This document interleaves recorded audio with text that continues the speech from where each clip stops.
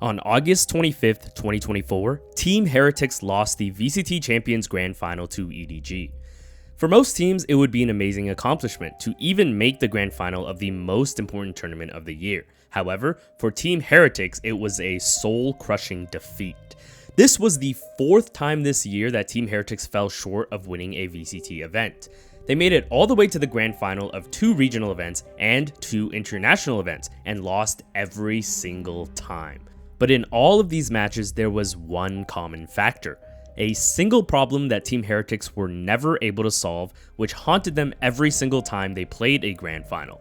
In this video, we're going to uncover the full truth behind Team Heretics' biggest weakness: defense side on Lotus. He's overstaying his welcome, swings potentially, footsteps down! Simon!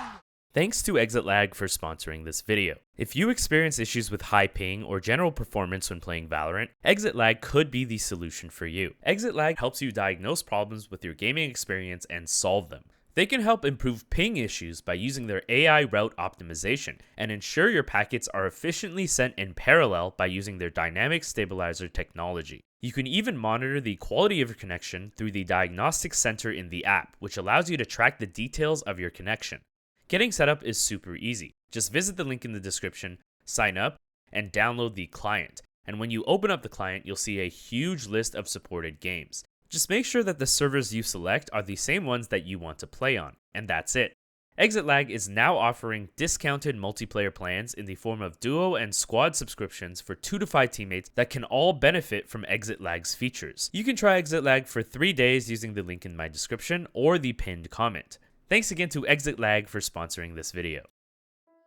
Team Heretics never won Lotus in a grand final, and it was always played at a very pivotal moment in each series, causing noticeably negative effects on their confidence for future maps. Across all these grand final games on Lotus, Team Heretics were only able to win 16.7% of their defense rounds.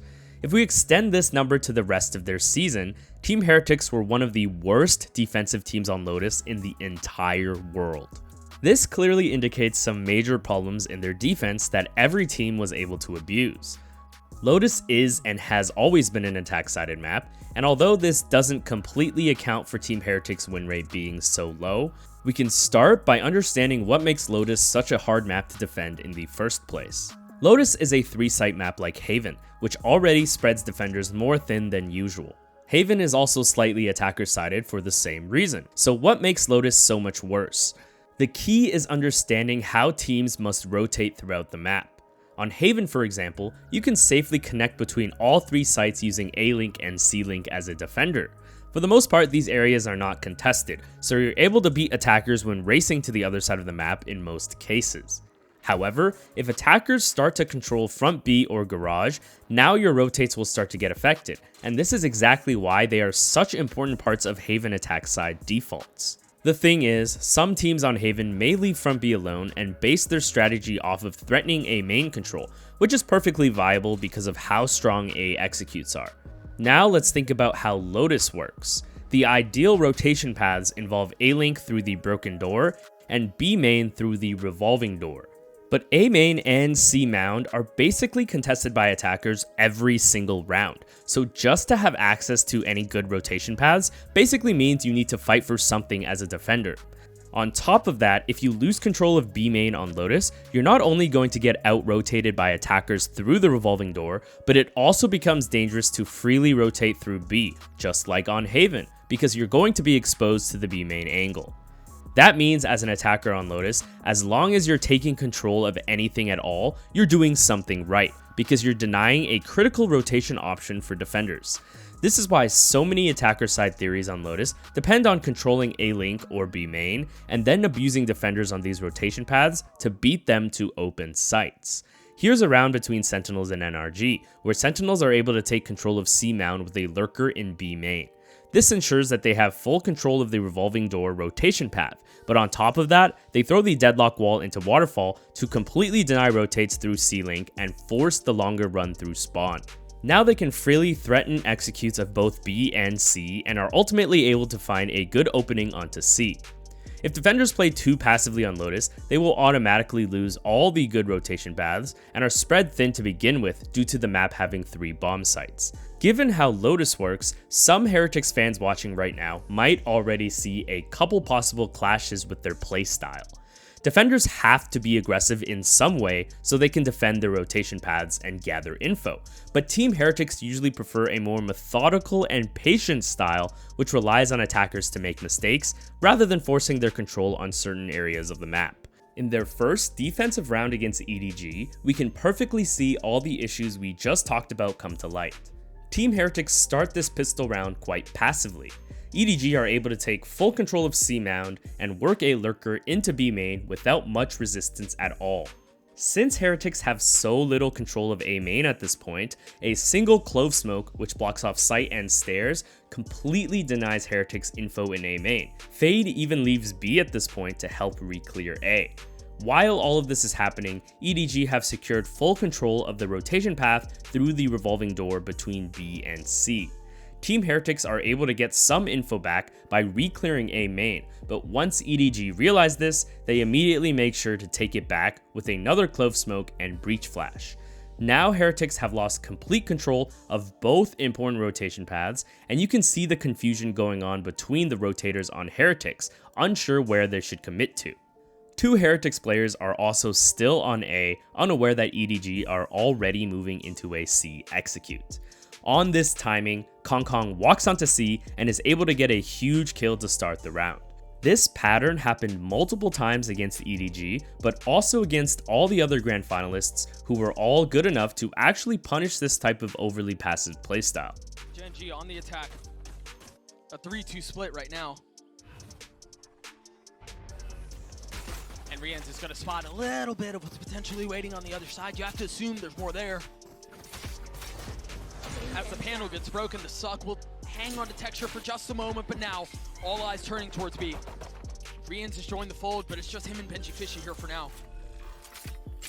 Will be a free bomb plant for Gen.G. So you're probably wondering why Heretics didn't default to a more aggressive strategy at the start of their rounds, and the reason is that those methods also have clear weaknesses.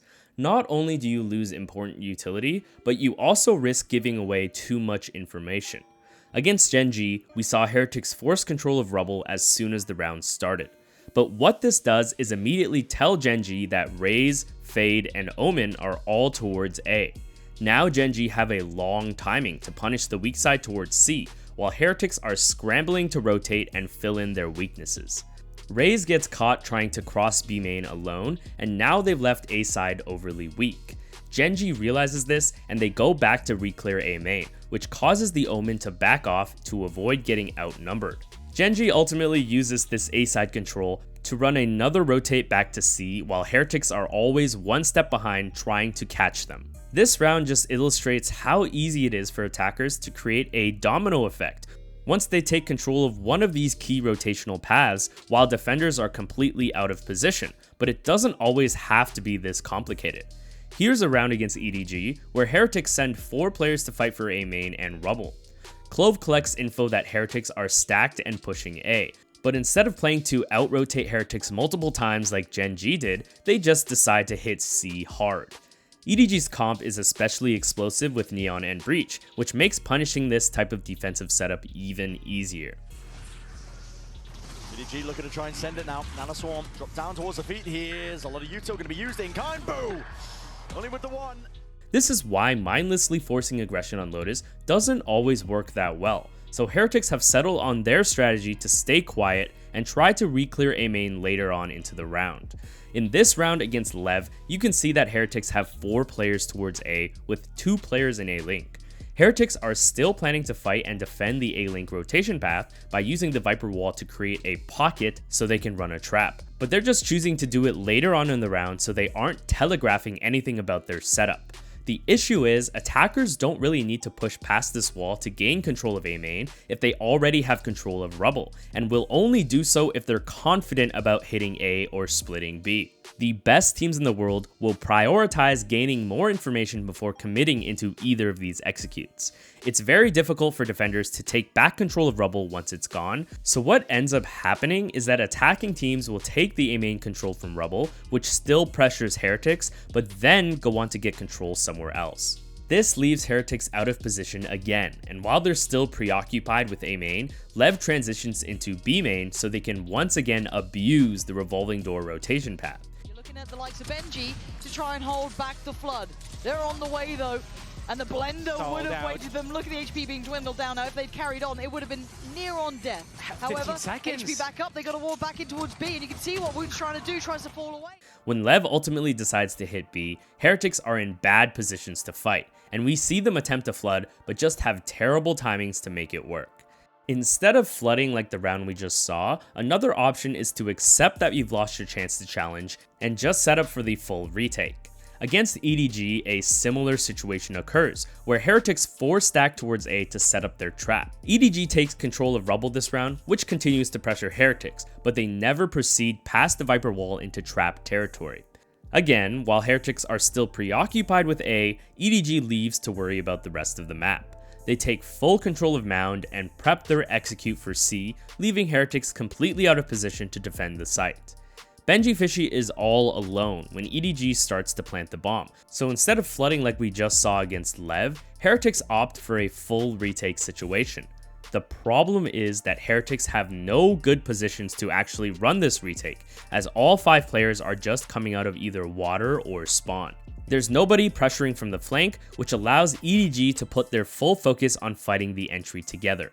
Smoky tucks himself up onto the high ground, perched away, damage has definitely been done, and a weakened Boo can do naught but scurry. These examples just show that regardless of if Heretics decide to flood or retake, without good positions resulting from smart mid-round movements, both plays will still be hard to pull off because your positions are too weak. So what did work for Team Heretics, and how can they actually improve their defensive setups as a whole? When you watch their games, it seemed like fighting for Mound was always pretty effective, and gave them decent options into rounds. Setup has adjusted. Boo and Woots trying to make their mark known here. That's an early opening.